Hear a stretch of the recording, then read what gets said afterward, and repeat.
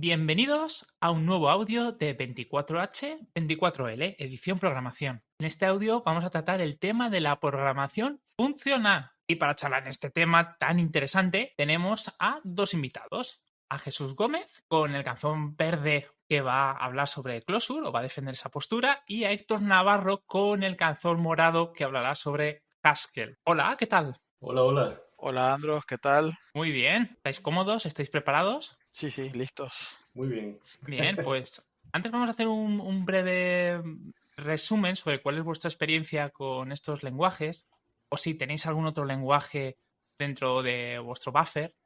Por ejemplo, Jesús, tú has trabajado con Closure, ¿verdad? Sí, sí. He tratado de utilizarlo a nivel profesional. Ujú. Estoy como que promocionando la idea en mi lugar de trabajo. Pero en ese aspecto no he tenido la fortuna de tener esa experiencia. Pero sí me considero, bueno, un entusiasta de Closure como lenguaje de programación y en general de la programación funcional. Ujú. Igualmente te considero uno de los grandes conocedores del lenguaje en la habla hispana, Ah, ya que coño. eres una persona con un gran conocimiento por detrás sobre todo lo que envuelve a la programación funcional, declarativa y por supuesto Closure. No siempre tiene que ir acompañado una década de experiencia en un lenguaje, en un entorno laboral, para conocerlo profundamente. O sea que Claro, para claro. mí eres la máxima exponencia en esta representación. Ah, broma, muchas gracias. No, vale. No me lo imaginaba así, pero Acepto, muchas ¿no? gracias, sí. Y Héctor, ¿tú estás trabajando actualmente con Haskell? Sí, yo tengo varios años, como 15 años trabajando con Haskell, más que todo en el mundo académico, pero bueno, cada vez que tengo algún pequeño chance de usarlo en el mundo profesional, aunque sea para tareas pequeñas, pues lo hago porque me gusta usarlo, me gusta practicarlo y pues bueno, también me considero entusiasta en este caso de Haskell. Ujú. Un poco para abrir las preguntas que tengo preparadas, os voy a hacer una que no está. Y fue una experiencia que yo tuve justamente en una charla donde se hablaba de Haskell. El que la estaba dando, pues la hizo estupendamente bien, recomiendo muchos libros. Y en un momento dado, en la pregunta del público, ¿no? Alguien hizo la siguiente, y es, pero ¿para qué voy a aprender programación funcional si con objetos ya voy bien? O sea, no le veo la utilidad. El pobrecico, esta pregunta, intentó más o menos eh, dar una explicación breve, pero ya sabéis que es muy difícil, ¿no? Hay muchos temas técnicos y no se puede sintetizar todo en una frase. Pero bueno, pues ese mal trago que pasó él ahora lo transmito a vosotros. De Jesús, ¿cómo? gratis. Exacto. ¿Tú qué le dirías a ese chico? Bueno, tiene varias respuestas, ¿no? Hay una clásica que sí he escuchado bastante, es que eh, la he escuchado a nivel de lenguajes de programación. Seguramente has escuchado mucho que aprender otro lenguaje de programación te va a hacer mejor programador, ¿sí? En este caso, estás elevando el nivel no a lenguajes, sino a paradigmas. Entonces lo veo como una estrategia mucho más eficiente para alejarte para agarrar más área en cuanto a nivel del dominio de la dimensión del conocimiento, aplicando esa estrategia de buscar otro punto, digamos, en este espacio de lenguajes para mejorarte. Bueno, ¿qué tal si vas a uno que no sea cualquiera, sino de paso, sea el de otro paradigma al que no estás acostumbrado? Eso va a, tú sabes, mejorar en eficiencia el shock mental que vas a tener y por ende el cambio que estás buscando al momento de mejorar. Claro, esto en el caso de que no conozcas ese paradigma, ¿no? Ujú. Ese sería, digamos, la respuesta clásica que he escuchado yo, pero en la dimensión del lenguaje de programación y la aplico aquí en este caso. Y la otra es, yo creo que la otra va a salir durante la conversación de hoy, porque creo que va a ser una especie de conclusión de los beneficios y problemas de la programación funcional aplicada en nuestra carrera. Entonces, vamos a ver si sale. Yo lo voy a dejar de esa manera. Voy a dejarte con esa primera respuesta. Vale. Y voy a dejarlo pendiente a ver si de casualidad al final podemos rescatar esto. De mi parte, ¿no? Vale, me la apunto por si no sale. Te preguntaré al final. ¿Y tú, Héctor, qué le dirías? Yo sí, para complementar un poco la respuesta de Jesús, yo creo que sí, el tener más herramientas, el lenguaje de programación al final es simplemente una herramienta y si tú tienes 3 herramientas para resolver los problemas, pues bueno, son esas las 3 herramientas que tienes y ya. Que es como dicen por ahí que el que conoce un martillo siempre ve clavos, ¿no?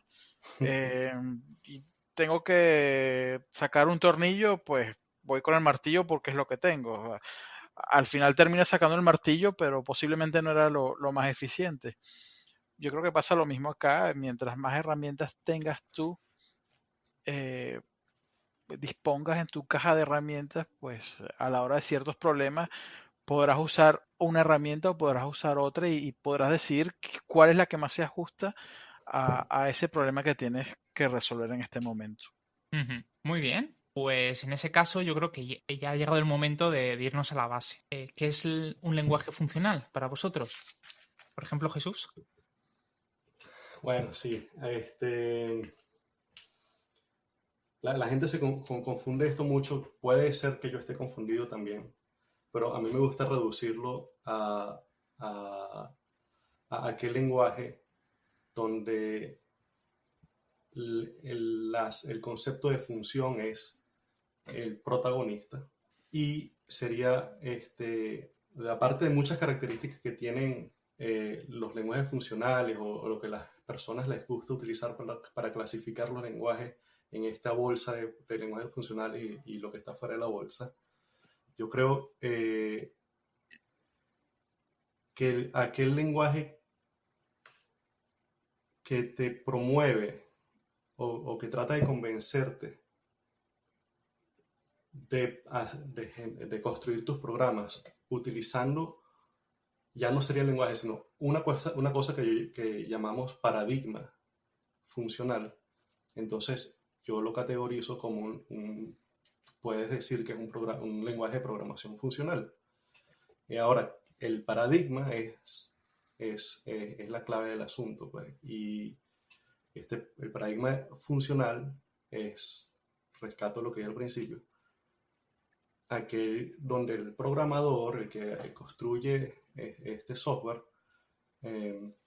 lo hace definiendo principalmente funciones, principalmente componiendo funciones, principalmente aplicando funciones, ¿no? Básicamente eso. Con eso a mí me basta. Cuando se pone de protagonista la composición de funciones, o sea, yo, Jesús Gómez, a mí me basta. Ahora, no sé si, digamos, en el mundo académico sean más estrictos en la definición. Y entonces, en ese caso, a mí me gustaría realmente escuchar qué tiene que decir Héctor en este caso, porque te comento, Héctor fue profesor mío y a él lo respeto muchísimo y para mí es como una bandera para seguir, o sea, una guía en el ámbito académico que yo abandoné hace tantos años, ¿no? Y entonces yo sé que en el ámbito académico él está más actualizado y él es más estricto en ese aspecto, ¿no? Bueno, por mención. Bueno, gracias primero Jesús por esas palabras, ¿no? Yo tengo ya 3 años separado del mundo académico, pero bueno, algo queda ahí todavía en el background, siempre funcionando. Y sí, bueno, es por supuesto que las funciones sean, digamos, ciudadanos de primer orden, pero también es, por ejemplo, que tú puedas, no que tú puedas, sino que la forma de construir programas sea a través de la composición de funciones. ¿Sí? Eso te va a llevar a algo que es un lenguaje declarativo, en donde el programador no indica en qué orden se van a ejecutar las instrucciones del programa. Yo no digo, mira, primero se va a hacer esto, y luego esto, y luego esto, sino que yo escribo expresiones, simplemente escribo expresiones que indican cómo voy a calcular lo que yo tenga que calcular. Entonces yo estoy declarando algo, yo no estoy diciéndole al, explícitamente al lenguaje cómo se deben hacer las cosas, sino que yo le digo, mira, yo necesito que tú calcules esta expresión que está acá. Y esa expresión, por supuesto, son funciones y es composición de funciones. Simplemente, bueno, esta función, cuyo parámetro es otra función y cuyo parámetro asimismo es otra función y así sucesivamente. Y lo que hago es declarar varias, tantas funciones como yo necesite de esa forma o tantas expresiones como yo necesite y de esa forma construyo mi programa. Y eso te va a traer una serie de características de las que vamos a estar hablando posteriormente, pero una de las más importantes que yo creo que es crucial para lenguajes de programación funcional es la transparencia referencial, que bueno, básicamente es que una función con los mismos parámetros siempre me va a retornar el mismo valor. Es decir, que no hay efectos secundarios. Yo no voy a tener una función que haga algo y, y que por detrás esté haciendo algo que yo no quiero. Tiene que ser, las funciones tienen que ser totalmente transparentes. Cada vez que yo invoque esa función con los mismos parámetros, el resultado tiene que ser exactamente el mismo. Eso es algo muy importante. Sí, además quiero añadir algo y es que a la hora de hacer un testing es esencial. Hacer muy cómodo su desarrollo. Saber que una función acepta ciertos parámetros y pase lo que pase te va a devolver otros, salvo casos excepcionales, por supuesto, hace que sea más fácil de trabajar, más rápido, más Sí. efectivo. Bueno, con respecto a eso, yo lo considero eso una ventaja de la programación funcional, que se facilita la prueba, pero eso se obtiene si se logran estas garantías como las que dice Héctor, de la transparencia referencial, ¿no? O sea, y aquí es donde vemos algo que yo creo que es importante resaltar en la programación funcional, y es sus limitaciones, pero no en el mal sentido, sino que imponer ese ejemplo, el ejemplo de la transparencia referencial, el ejemplo de una restricción que te impones como programador, ¿sí? A la hora de diseñar y de construir tu programa, pero no sé si intencional, pero si ya lo sabes de antemano, la intención es facilitar otras cosas. Una de las cosas que facilitas al limitarte en ese sentido es, por ejemplo, las pruebas terminan siendo fáciles. Ese es un ejemplo. Pero hay unas ventajas mucho más importantes, ¿no? De un mucho mayor nivel, que obtienes cuando empiezas a trabajar con este paradigma. Claro. Sí, sí, totalmente. Justamente el tema de la limitación lo podemos encontrar en varios aspectos, ¿no? Vertebrales dentro de los lenguajes declarativos. Y uno de ellos para mí siempre ha sido la inmutabilidad. Exacto. Me resulta mucho más complejo trabajar de esa forma. Pero soy consciente, a nivel técnico, todo lo bueno que trae, ¿no? Todo lo que conlleva. Y lo que me ayuda también en un futuro a validar que ese código va a funcionar correctamente. Sí, también para la concurrencia ayuda muchísimo. Mm, Muchísimos de los problemas que tenemos por concurrencia, sincronización, condiciones de competencia entre hilos, vienen de justamente de que hay efectos secundarios, que tienes dos hilos o dos procesos distintos haciendo algún cálculo, pero accediendo a alguna memoria común, por ejemplo, que eso al final es un efecto secundario que está teniendo la función y que está derivado de eso. Si las funciones no hacen eso, pues ellas podrían ejecutarse todas al mismo tiempo y no tendríamos ningún tipo de estos problemas que tenemos siempre con la concurrencia. ujú. Exactamente. Muy bien. Una Sí, garantía, ¿no? Sí, que es el sueño de cualquier desarrollador, ¿no? Cerrar el sí, portátil y saber que ese día Que, ese que da, código va a funcionar. sí, que da tranquilidad después, Sí. te libera del estrés de muchas cosas. Pero, Y pero vosotros, perdón que te interrumpa, Jesús, pero vosotros entendéis lo difícil que es para un junior llevar esto a la práctica, trabajando cómodamente, ¿no? Editando las variables, eh, Claro. haciendo funciones que nunca devuelven nada. Sí, claro, ahí el primer problema es que todo depende de cuál es el primer lenguaje al que tú te enfrentas o cuál es el primer paradigma que tú conoces, ¿sí?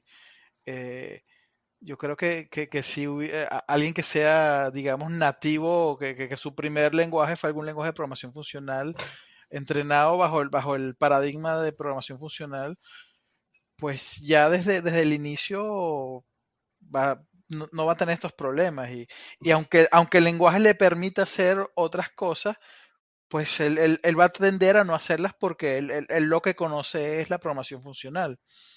Pero coincido contigo, si ese junior se ha entrenado primero con algún lenguaje no funcional, pues sí, claro que cuesta mucho entender cómo que no puedo hacer esto, cómo que no puedo a X asignarle uno y después a X asignarle 3 más adelante. Eh, sí. es absurdo, ¿cómo no puedo hacerlo? Y claro, cuesta muchísimo si vienes si tienes ese background de programación imperativa. Y yo diría dos cosas, ¿no? También yo supongo que debe aplicar a la inversa. Eh, una persona cuyo primer lenguaje fue la programación funcional, yo espero que cuando le toque trabajar con un lenguaje no funcional tenga el mismo choque cultural. Mm. Le debe ser complicado igual.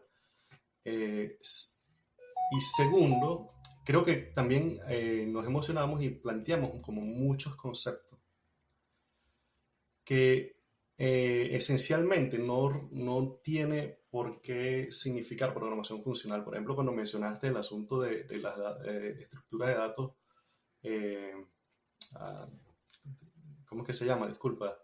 La expresión La, lambda. no, las estructuras de datos inmutables, Ajá, ¿no? Ujú. inmutable, sí. Sí. Sí, las estructuras de datos inmutables que son convenientes para evitar problemas de concurrencia y son eficientes en muchos aspectos. No lo considero, digamos, una condición necesaria para hablar de un lenguaje de programación funcional, ¿no? Y a niveles básicos, ya que estamos hablando de un junior o a niveles básicos, yo imagino la programación funcional como este típico estilo de programación donde se hace énfasis en la recursividad, en estructuras de datos recursivas para trabajar y una serie de abstracciones clásicas para trabajar con esto sin necesidad de que tú tengas que expresar las tareas a mano y de manera recursiva. Estoy hablando de estas abstracciones clásicas recursivas para trabajar con listas o colecciones sin que tú tengas que expresar la, el- la iteración o el ciclo a mano, ¿no? Porque hay o sea, durante los años se han visto tanto el mismo patrón de procesamiento de datos sobre estructura de datos que termina uno obteniendo de este lenguaje de programación funcional una clásica colección de funciones o bibliotecas para ello. Estoy hablando de las funciones Mm. map, reduce, los faults, ¿sí? Mm. Los filters. Eh, ese, yo imagino, es el primer acercamiento que va a tener un junior y yo lo veo más bien como algo ventajoso porque eleva el, el nivel de expresión de esta persona, porque empiezas a hablar de una vez, de empezando en términos de conjuntos, colecciones, y los procesamientos y los tipos de procesamientos clásicos que vas a ver el 90% de las veces en tu vida de programador sobre conjunto de datos. Map, reduce, filter, los faults, todo eso. Y fíjate que o sea, no hay una necesidad en ese nivel uh, de afrontar los problemas de la concurrencia y vivir el dolor de ello y entonces entender en esencia por qué las estructuras de datos este, no mutables son tan importantes, etcétera, ¿no? Ujú. Esa es mi opinión al respecto. No puedes, o sea, no es, sí he escuchado muchísimo esa, digamos, crítica a la programación funcional, pero no me parece atinada porque es más, o sea, se está hablando más de muchos conceptos que no necesariamente tienen que vivirlos un junior. Y segundo, que también para mí, si te vas a la esencia de la definición de programación funcional, de repente, por eso dije esa definición al principio, que para mí basta, ¿sí? El hecho de que las funciones sean ciudadanos de primera clase, eso para mí no solo basta, sino que es lo más poderoso para todos los aspectos de la programación, incluso enseñar, incluso enseñar. Yo abogo por que a los muchachos que se les está dando introducción a la programación o algoritmos empiecen por el concepto de funciones y que Mm. empiecen a enseñarles lo primerito, antes de un if y antes de un for, el módulo, el bloquecito de Lego. Eso es lo primero que tienes que aprender y a construir, como si fueran Lego, una pequeña solución. Esa es la estrategia, esa estrategia no es mía, ¿no? O sea, esa estrategia la he visto en algunos libros famosos de introducción a la programación que se basan en programación funcional, y cuando yo los leí me pareció revelador y me pareció, creo, apuesto que es efectivo. Algunas Ujú. universidades lo utilizan. Obviamente, en mi experiencia personal no, porque yo aprendí al revés, ¿no? Yo aprendí en Sí, modo yo creo Creo que que bloquecito. todos hemos el revés. Sí. ese es el problema, que todo el mundo empezó al revés y si incluso los docentes también lo aprendieron así, pues esa es la forma que le sale de forma natural explicarlo y transmitir ese conocimiento. Es muy difícil romper eso, romper todo eso que en la gran mayoría de universidades y centros de formación está ya estructurado todos los pensum de esa forma y romper ese esquema es muy, muy difícil. Muy duro, una inercia fuerte, ¿no? Sí, sí, sí, sí. Bueno, os puedo aportar a la conversación de que yo sé que he tenido la fortuna de dar un máster de 3 meses, de impartirlo, enseñando a unos chicos programación de cero, de la base, y opté por que vieran JavaScript, pero con un punto de vista funcional. Les prohibí utilizar LED o bar, tenían que utilizar constantemente constantes. Ujú. Eh, Jugábamos mucho con filter, con map y todo este tipo de operadores, funciones. Me encontré cosas, resultados curiosos, como que al final del máster había rechazo por utilizar JSONs o por utilizar objetos. Mm. Se le veía una complejidad que no era necesario para desarrollar el software. O sea que sí que hay resultados positivos si partimos de una base buena. El problema somos nosotros, ¿no? Los que ya estamos viciados por esa Sí, corriente de sí, los años 90, de Java, todo lo que venía detrás. sí, sí, sí. Estoy totalmente de acuerdo. Ojalá ese esfuerzo se empezara a hacer masivamente y que para empezar a eliminar muchísimos vicios que la gran mayoría de los programadores tenemos arrastrando años y años. Mm. Bueno, ya hemos hablado sobre las ventajas, que es la pregunta número 3 que tenía anotada. El utilizar funciones, ciudadanos de primera clase, utilizar puras, o sea, funciones puras, recursividad. Se Hay, ha hablado un poquito. Dime. hay uno por ahí que no es, a ver, no es necesariamente, no está necesariamente relacionado con la programación funcional, pero que a mí me encanta, que es la evaluación perezosa. Oh, sí. Exacto, me la has robado. Te iba a decir, nos falta hablar de evaluación perezosa Oh, o sí. la no estricta. Cuéntame. Exacto, la no estricta. Bueno, es la posibilidad de que tú no evalúes los parámetros hasta que no los necesites. Que normalmente cuando tú tienes programación imperativa y tú llamas una función con dos parámetros X, Y y el parámetro X es otra expresión y el parámetro Y es otra expresión, pues normalmente antes de tú llamar a esta función, tú tienes que calcular cuál es el resultado del parámetro X, cuál es el resultado del parámetro Y, que pueden ser unas expresiones muy grandes, muy complejas, y ya cuando las tengo calculadas, pues vamos, llamamos a la función.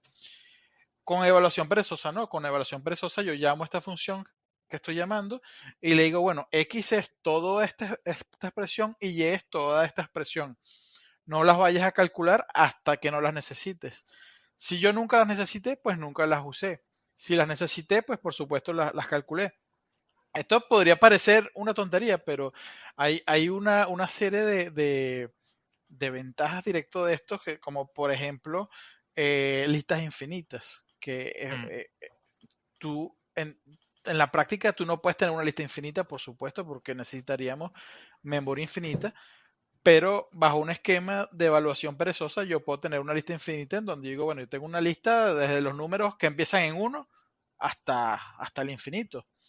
Por supuesto que no los voy a usar todos, porque yo, si estoy, por ejemplo, en un algoritmo recursivo, yo voy a ir pidiendo el siguiente elemento, el siguiente elemento, el siguiente elemento, hasta que en algún momento tenga alguna condición de parada y ya no siga evaluando esa lista infinita. Pero ella está ahí. Si yo la necesito, si yo necesito un elemento más, yo puedo decir, dame el siguiente elemento y ahí el elemento está ahí. ¿Por qué? Porque nunca necesité evaluar toda la lista. Tengo ese esquema de evaluación perezosa. Sabes que yo creo que digamos, esa característica que mencionaste al principio de que como que sí, pero no es parte de la programación funcional. Yo tengo la impresión de que no se trata de que sí o sí no forma parte de la programación funcional, sino que sea lo que sea, baila muy bien con la programación funcional. Sí, ¿Sí? sí, sí, sí. Me explico. Sí. Porque la programación funcional anda de la mano con el procesamiento de datos en general. O sea, todos, Sí. o sea, flujos de datos y demás. Y ese ejemplo que dio Héctor de la colección infinita es clásico. Y queda como anillo al dedo en ese mundo donde tú aplicas conceptos de programación funcional para procesamiento de flujo de datos.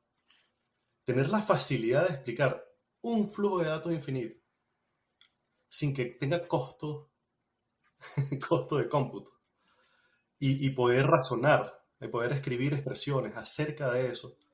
Mira, Sí. es un matrimonio mandado a hacer, ¿no? Sí, yo solamente como un colofón a lo que tú dijiste de que programación funcional está hecha para eso, inicialmente para procesamiento de datos. El primer lenguaje de programación funcional, Lisp, lo hizo creo que fue McCarthy por allá en los McCarthy. 50 y Sí, pico. sí. Lisp viene de Lisp Processing, ¿no? Era para eso, tenemos listas de cosas, listas de algún tipo de datos y vamos a procesarlo y pues inventaron este lenguaje genial y ese es el origen realmente, lo que tú dijiste, procesamiento de datos, exactamente eso. Tan sencillo como eso, ¿verdad? Es una cosa... Y ha existido desde los 50 y sigue existiendo y va y viene. Eso da también buena reputación, ¿no? O sea, por alguna razón sigue Sí, ahí sigue sigue y existiendo. se va redescubriendo cada cierto tiempo se redescubre Sí. y ahí va. Pero es curioso porque se redescubre por seniors. No hay un junior que empiece y de repente vea la luz, ¿no? Es como que Es creo que cierto. es una crítica, ¿no? También dentro Sí. del propio patrón o el propio paradigma. Que normalmente sueles llegar a esta etapa cuando ya tienes cierta experiencia trabajando con otros lenguajes, sobre todo objetos. Empiezas a ver unas deficiencias que poco a poco te llevan. Y rescatando un poco la conversación que estabais teniendo, yo pondría por convenio, sinceramente, de que dentro de la programación funcional, el primer ejercicio nunca fuera un hola mundo, sino fuera un hola infinito. Porque dentro de esta evaluación perezosa nosotros jugamos con el infinito, estamos en otra liga, mientras Claro. que el mundo es un objeto, no está bien definido. No, y hay otra Eh, cosa. sí. Hola Mundo es efecto secundario. Sí, entra, salida y ya, sí. Vale, pues ya hemos hablado de las ventajas y yo creo que tocaría ser un poco humildes y hablar de qué desventajas nos encontramos. ¿Quién quiere Sí, empezar? Pero tú sabes, me preocupa algo primero, es que Dime. no sé si o no sé si los oyentes entenderán de qué hablamos cuando hablamos de funciones como ciudadanos de primera clase. No sé si lo explicamos y No, me pero es una parece oportunidad perfecta. Dale, Jesús, importantísimo, ¿no? cuéntanos. Porque es sencillo, ¿no? Es sencillo. Un ciudadano de primera clase, un lenguaje de programación es algo que puedes referenciar típicamente con un símbolo. Y el hecho de que puedas hacer referencia con símbolos a funciones y tratarlos como si fuera cualquier otro de los múltiples elementos con los cuales puedes jugar, lo hace, bueno, es lo que lo hace ciudadano de primera clase. Para efectos prácticos, quiere decir que una función puede ser pasada como argumento a otra función o puede ser donde hay asignación de variables, puede ser asignado.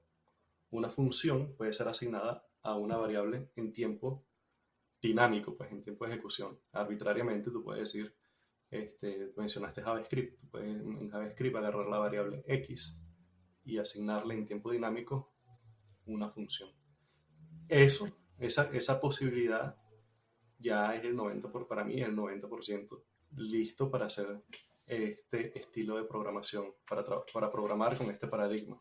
Sí, es lo que permite después lo que llaman las funciones de alto orden, que no es más que funciones, que lo que acabo de decir, una función que recibe funciones y también las que pueden devolver Yo, funciones. yo solamente le agregaría algo importante, que es que una constante, por ejemplo, hola mundo, el string hola mundo, yo no tengo por qué darle un nombre para podérselo pasar a una función. Yo puedo hacer print Ajá, hola mundo y paso eso, ¿no? Pues cuando tú piensas en las funciones como ciudadanos de primera clase, pasa lo mismo. Yo no tengo que decir, esta función se va a llamar mínimo. Yo puedo simplemente escribir la función y pasarla por parámetro, que es el concepto de funciones lambda, que hoy en día muchísimos lenguajes ya lo tienen incorporado, han tomado prestado eso, pero eso viene del mundo de programación funcional. Crear una función sobre la marcha sin tener ni siquiera que darle un nombre, simplemente la creo. Este objeto, uso la palabra objeto, pero no en el sentido de programación orientada a objetos. Bueno, esta cosa que está aquí, que es una función, yo no tengo ni siquiera que darle un nombre, yo la creo y de una vez se la paso por parámetro a otra función. Eso la me parece expresas, maravilloso. ¿ah? Sí, Sí. increíble. Bueno, dentro de JavaScript, al ser un lenguaje de eventos, todo lo que tiene que ver con funciones anónimas está en la orden del día. Sí que hay Sí, sí. hay un uso, lo que pasa es que no se es consciente de ello.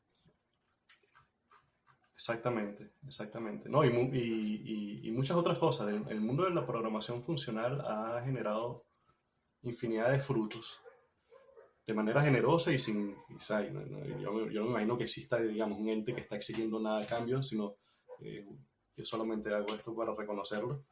Este, Entre ellos, este asunto de las funciones anónimas o lambda, infinidad de frutos que han sido aprovechados por todo el mundo de la computación en general, el mundo de la Mm. programación y todos los lenguajes de programación en tiempos modernos, actualmente tú lo notas, cada vez están incorporando más y más, desde hace ya muchos años, esta Mm. tendencia lleva ya bastantes años, conceptos de la programación funcional.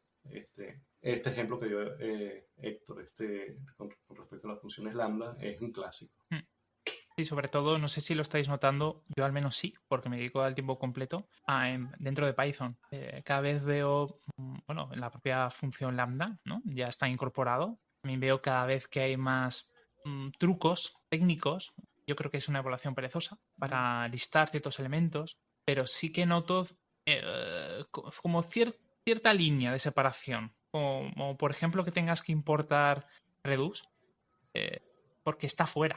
Lo tienes que incorporar dentro de tu lenguaje. Ujú. Me llama la atención, es como sí que me aprovecho de mucha de esa sabiduría de los lenguajes funcionales, pero aún así quiero seguir marcando que todos son objetos. Sí. Sí, eso lo he notado. Lo mismo pasa con Java, que bueno, al final igualito, tienes funciones lambda o anónimas y tengo map, reduce, filter, todo esto, pero bueno, tengo que convertirlo en un stream y ya cuando tengo como un stream, ok, hazle todo eso. Pero es como lo que tú dices, marco la diferencia para decir, bueno, de acá en adelante es funcional y cuando sigas ya estoy otra vez en el mundo imperativo o en el mundo orientado a objetos. Exacto. Que me da mucha rabia porque cada vez que utilizo un map o cualquier herramienta, tengo que convertir una lista. No me Sí. das una lista. Sí, bueno, yo creo que tampoco sea una cuestión de nacionalismos, algo así que tengan los diseñadores del lenguaje. Yo me imagino yo que es un asunto de limitación, ¿no? O sea, ya tú tienes Java hasta cierto, o sea, Java tiene todos los años del mundo y tiene cierta forma, y ahora quieres incorporarle, así será de fuerte la presión, que han tenido que hacer eso, ¿no? Han tenido que incorporarle de alguna manera estos conceptos de programación funcional. Y bueno, esa fue la mejor solución que dieron. Me imagino que habrá sido un esfuerzo titánico. Este, pero, pero bueno, creo que es una consecuencia, no creo que es una cuestión, una consecuencia de diseño a posterior, ¿no? O sea, de haberlo diseñado desde el principio. Yo supongo que si la gente dejaba el día 1, iba a considerar incorporar estas funciones, de repente esa división que ustedes perciben no se notaría tanto, ¿no? Sería más fluido. Pero bueno, pero para eso tenemos, para eso tenemos Clojure, ¿eh? Uy, aquí podemos empezar ya esa guerra. No, echando broma, echando broma. A ver cómo vamos de tiempo. Bueno, antes de meternos, me gustaría que fuéramos humildes de nuevo y habláramos sobre qué Las debilidades vosotros habilidades. encontráis. Sí. Yo te puedo mencionar alguna, una más o menos la discutimos, que es cuesta, sobre todo a un junior le puede costar mucho cuando viene del mundo imperativo y hay muchos conceptos que al comienzo cuestan mucho entender. eh, la inmutabilidad, cómo no puedo reasignar una variable, cómo no puedo poner tres líneas una debajo de otra, haz esto y luego esto y luego esto. Ese tipo de conceptos al comienzo yo creo que son fuertes porque te rompe todo el esquema mental que traes desde hace muchos años. Mm. Em, si me voy al lenguaje que yo vine a defender hoy, a Haskell, pues yo creo que eh, estos problemas crecen más porque es muy estricto. Y entonces, bueno, tengo que incorporar, por ejemplo, algo tan simple como una entrada-salida, lo que dijo Jesús antes. La entrada-salida, bueno, es un efecto secundario y sí lo puedo lograr, pero necesito incorporar algunos conceptos como mónadas que al comienzo asustan un poco y meten un poco de miedo. Entonces, por ahí es una cuestión de quizás la curva de aprendizaje cuesta un poco. Y cuesta sobre todo, pienso yo, por el background que uno trae. Uno ya trae un esquema mental distinto y bueno, meterse en esto puede costar un poco. Esa es la primera que yo mencionaría. Y la segunda es eficiencia. Eh, sobre todo, ya hay otros lenguajes un poco, lenguajes de programación funcional un poco más eficientes, pero por lo menos Haskell no es para nada eficiente. Pero también creo que es por el equipo de personas que hay detrás de los compiladores, ¿no? O sea, no puedes comparar el equipo de desarrollo de un compilador de Haskell contra el equipo de la máquina virtual Java y del compilador de Java. Es totalmente incomparable. Esos creo que son los dos que a mí se me ocurre. Es que esos son, esos son, Ya está, ¿no? Eran es esos. que esas son sí, igualmente, ¿no? Fíjate, yo también tenía en mi lista, eh, eh, por supuesto, la falta de familiaridad y yo sí, bueno, para añadir algo con respecto a eso, sí, como confieso que a uno le toca para ciertos problemas, te va a tocar pensar un poco más. Vas a tener que esforzarte un poquito más para pensar la solución en problemas clásicos eh, de programación. Pero a pesar de eso, yo lo veo como el costo, ¿no? El costo que tú pagas para obtener todos los beneficios y si lo haces es de manera, eh, es a propósito. ¿Y por qué? Porque o sea, no sé bueno, sí, tengo una idea como una especie de idea de cómo explicar este asunto un poquito elaborada, pero quería referirme a un paper que, digamos, en la comunidad de Clojure ha sonado muchísimo, que es Out of the Tar Pit, ¿sí? Sí. Y también que yo también leí el paper del lenguaje de Erlang, es algo así como construyendo programas confiables. Lo que tienen en común ellos, esos dos papers a mí me marcaron mucho, ¿sí? Y en el fondo lo que ambos tienen en común es que ellos atacan el problema de la complejidad de un sistema, ¿sí? Y simplemente la estrategia que proponen ambos es hacer, lo que yo entendí, es hacer como biseccionar el problema en varias etapas, ¿no? O sea, simplemente picar en dos, después picar en dos, picar en dos. Y la primera bisección es lo que ellos, digamos, lo que sería en común de los dos, sería algo así como que lo fácil y lo difícil, ¿sí? Los problemas fáciles y los problemas difíciles que contribuyen de alguna manera a que un sistema sea complejo, ¿no? Entonces la diferencia entre los dos papers es qué es, ¿no? ¿Qué es lo que va para lo difícil y qué es lo que va para lo fácil? En común tienen que el Estado, el manejo del Estado, el código que se encarga de manejar el Estado, debe ser considerado algo que contribuye muchísimo al crecimiento de la complejidad del sistema. Entonces lo pone de la parte difícil. La gente cree que es fácil, pero no, es difícil. Por eso es que hablamos al principio de los problemas de concurrencia y la inmutabilidad y todo esto. Y por otro lado, lo fácil. Entonces, un ejemplo de algo fácil es simplemente aquel código que tú puedes expresar de manera secuencial y ambos plantean como una especie de framework, ¿no? El framework sería la parte difícil que tiene que ser programada solamente por los expertos y demás y los seniors.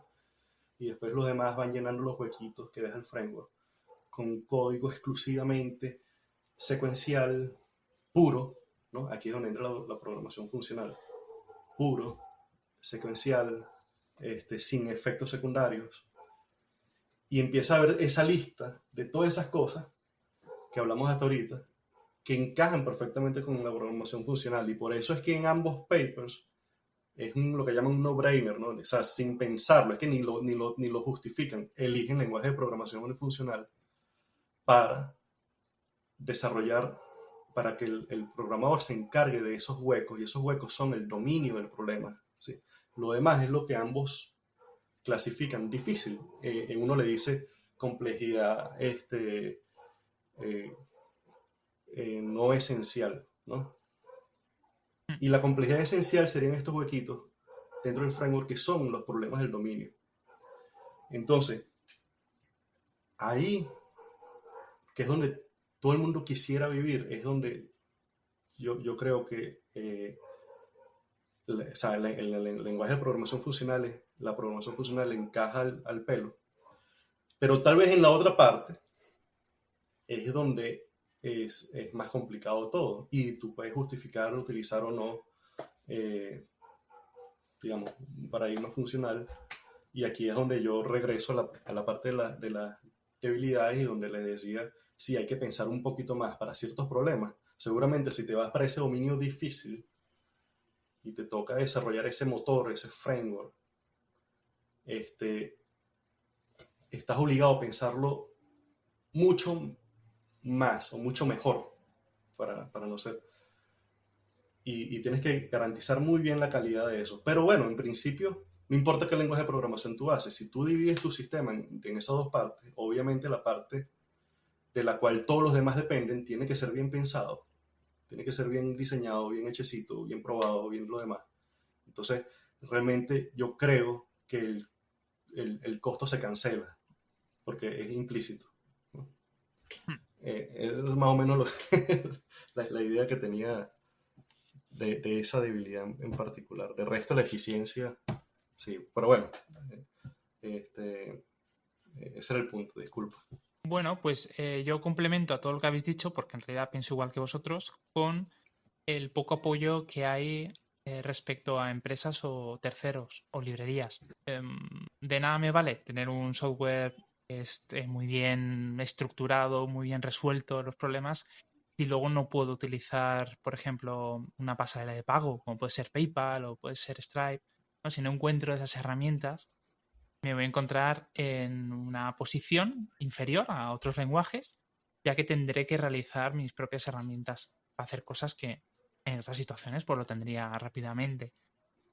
No sé si le achaco el problema a que hay poca comunidad o hay poca demanda y eso repercute que las empresas no quieran desarrollar, pero es una realidad. Hay 4 o 5 lenguajes que son los favoritos por todas las empresas y encontrarás todo lo que quieras. Sí, que tiene su costo también, Mm. porque si hay una proliferación de, de soporte, pero también la calidad no es garantizada, pues. Ese es el asunto. Puedes encontrar eh, eh, muchísimas bibliotecas, muchísimos módulos, todo, pero si consigues en todo el rango de calidad y entonces tienes el otro problema de aprender a pescar, tienes que aprender a descartar. Y irónicamente, es una de las cosas que yo percibo bueno, en mi experiencia con Clojure, por ejemplo, que es donde, digamos, he trabajado, que lo poco que consigue es de altísima calidad. Es prácticamente una garantía. Mm. En cambio, donde veo que proliferan muchas cosas, a veces me consigo con módulos problemáticos en otros lenguajes más populares. Pero no deja de ser ciertamente una realidad ese aspecto. Tal vez eso explica un poco la conducta, por ejemplo, lo veo mucho en la comunidad de Clojure, y digamos, la cultura no favorece el framework, la producción de frameworks, soluciones ya hechas, o sea, ya en mano, uh, pero es una cuestión cultural, parece que es una decisión de la comunidad de preferir darle preferencia, por ejemplo, a la proliferación de bibliotecas más Mm. que de frameworks, ¿no? Sí, Entonces, es muy rara la comunidad. sí, entonces prefiere construir cada quien su propia solución a punta sí de bibliotecas de terceros. Tenemos mucha confianza en bibliotecas de terceros, pero notas que no es lo mismo como en otros lenguajes donde los frameworks dominan sobre el lenguaje prácticamente. Eh, Aquí no, aquí el lenguaje es el protagonista, en Clojure el lenguaje es el protagonista y se le tiene eh, eh, mucha... hay un aspecto del concepto de calidad que es eh, bastante priorizado en la comunidad de Clojure. Entonces, hay muchos filtros, hay muchísimos filtros y también redunda. O sea, no es solo las empresas, como dijiste, o el apoyo, no. La misma comunidad, en el caso de Clojure, doy fe de eso, es muy selectiva en Mm. cuanto a la- a las cosas, ¿sabes? A las bibliotecas terceros que van saliendo y las que van surgiendo y popularizándose. Sí, sí, estoy totalmente de acuerdo porque lo he vivido en mis propias carnes. Héctor, te doy 5 minutos Ujú. para que me convenzas para pasarme a utilizar otro lenguaje como puede ser Haskell. Eh, vale, pues mira, tienes la garantía de que no van a haber efectos secundarios. La gran ventaja de que no tengas efectos secundarios es que tú puedes probar, hacer test de una pequeña función y si esa función funciona como está planificado que funcione, pues ya, tú no tienes que pensar y qué sucede si esta función la utilizo dentro de este ambiente o si la utilizo en este otro contexto y qué sucede si además al mismo momento está corriendo tal otro proceso. No, porque no hay ningún tipo de efecto secundario y esa función va a trabajar sin problemas. Yo te diría también que el código va a ser mucho más pequeño que el código de cualquier lenguaje imperativo. Los códigos en lenguajes de programación funcionales normalmente son muy compactos, son códigos que ocupan 3, 4 líneas. En Haskell nos encanta hacer one-liners. Bueno, necesito hacer esto y esto. Bueno, un one-liner, una sola línea que me resuelve ese problema, muy compacto y que quizás no al comienzo, pero si ya tú estás familiarizado con el lenguaje, ves la línea y entiendes perfectamente lo que está haciendo y todo tiene sentido. Yo recuerdo cuando yo empecé a trabajar en Haskell, hay un profesor que fue el que me metió en este mundo, que él me dijo, eh, si el código compila, es muy posible que funcione. Entonces uno pasa posiblemente muchos ciclos, no compila, no compila, no compila, no compila. Ah, compiló y cuando lo vas a probar, funciona, hace lo que yo quería que hiciera. Que eso no sucede en muchísimos lenguajes y sobre todo si son débilmente tipeados, bueno, tú compila sin ningún problema y no hace lo que quieres y le pasas el problema a otro nivel. Bueno, sí compiló, pero el lenguaje en realidad no te está ayudando a que funcione como tú quieres que funcionen. En Haskell sí, porque el mismo sistema de tipos te obliga a, bueno, yo sé que esto me tiene que retornar tal cosa, pero me está retornando otra cosa y te das cuenta, ya sé por qué me está retornando lo que no debería retornar. Y bueno, pues eso es una grandísima ventaja con respecto a otros lenguajes. Jesús, te doy otros 5 minutos. ¿Por qué debería utilizar Closure y no irme con Haskell y Connector? Pero esa es otra pregunta. Es distinto. Wow. Bueno, voy a hacerlo, voy a responderlo como la pregunta original y después voy a especificar Closure Haskell, que en realidad no creo que haya, bueno, deben haber algunas razones, pero mira, en general la programación funcional, lo que yo diría es retomar aquello que mencionaste en algún momento de la conversación, de que tú notaste de que aquellas personas que cambian a la programación funcional típicamente son senior, ¿sí?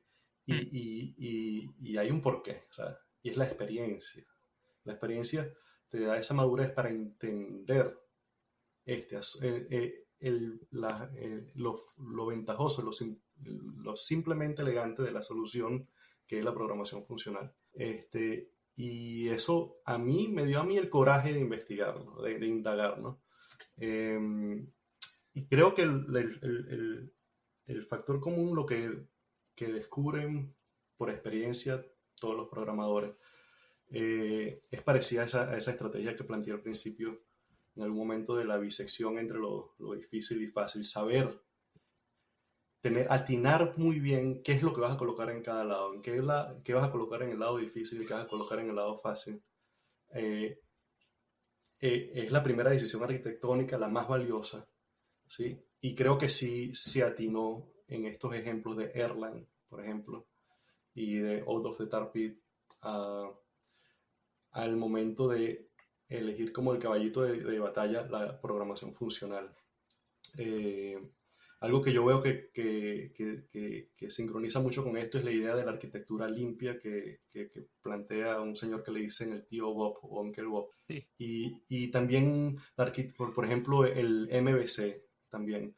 Creo que todos tienen en común el hecho de que tratan de empujar hacia afuera del dominio las cosas circunstanciales. Te das cuenta, en la arquitectura limpia es una idea en la que el núcleo es lo más importante y vas añadiendo capas eh, de sistemas, ¿no? Que se comunican con ciertas reglas y son concéntricas, y en los márgenes vas marginando los problemas circunstanciales. ¿Y qué consigues en el borde? ¿Qué es lo que considera esta gente de arquitectura limpia marginal? Entrada, salida, ¿sabes? Mutabilidad y una cantidad de cosas. En el núcleo es lo que llaman el modelo o el dominio del problema. Es donde tú consigues el código que habla el lenguaje del problema, que habla de médicos, que habla de dinero, que habla de velocidad, de aceleración, conceptos, el meollo del asunto, lo realmente importante. Ahí todas las características de la programación funcional florecen y se ajustan muy bien a esta arquitectura. Entonces tú ves como diferentes escuelas de pensamiento por años, las mismas personas que por años hablaban, enseñaban de una manera, están descubriendo, por ejemplo, este señor de arquitectura limpia hace poco decidió que Clojure es la respuesta, ¿no? Eso fue uno de los grandes empujones de espalda que yo recibí. Coño, Uncle Bob dice que Clojure es buenísimo. Bueno, y que yo veo que se ajusta muy bien a esa filosofía. Y todo el MVC es lo mismo, o sea, marginas problemas no esenciales y puedes entonces enfocarte en lo esencial, y la programación funcional se ajusta muy bien. Clojure en particular, Héctor mencionó hace algún día que una ventaja de Clojure es el hecho de que corre en la máquina virtual de Java. Es cierto, corre en la máquina virtual de Java. ¿Y cuál es la ventaja de eso?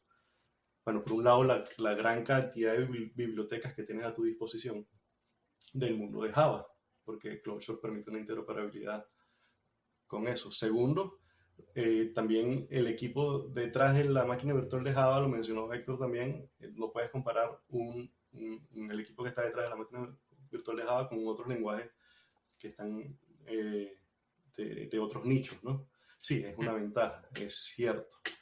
Que tiene su costo también. Por ejemplo, no tiene una cosa que se llama optimización de type call, de llamadas de cola. Es un detalle mínimo, pero sí, es una gran ventaja. Pero yo creo que lo que tiene Clojure, que me ha llamado la atención de entre todos los lenguajes de programación funcional, es la filosofía que tiene Rich Hickey, que es su creador, de poner el pragmatismo por encima de todo. Y a él se nota que ha pensado muy bien para el mundo, no tanto académico, sino de producción de software y de sistemas complejos. Todas las decisiones de diseño que ha tenido con Clojure.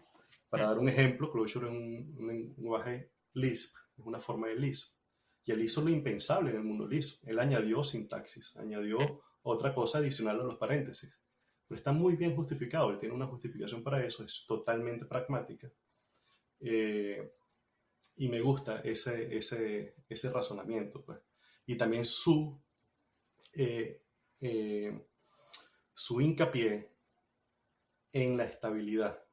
Él tiene un grafo que demuestra en un paper que hizo para la historia de los lenguajes de programación, cuando explica la historia del lenguaje de programación Clojure, donde muestra cómo ha sido el cambio del código fuente a través del tiempo en un grafo, donde ves la variabilidad.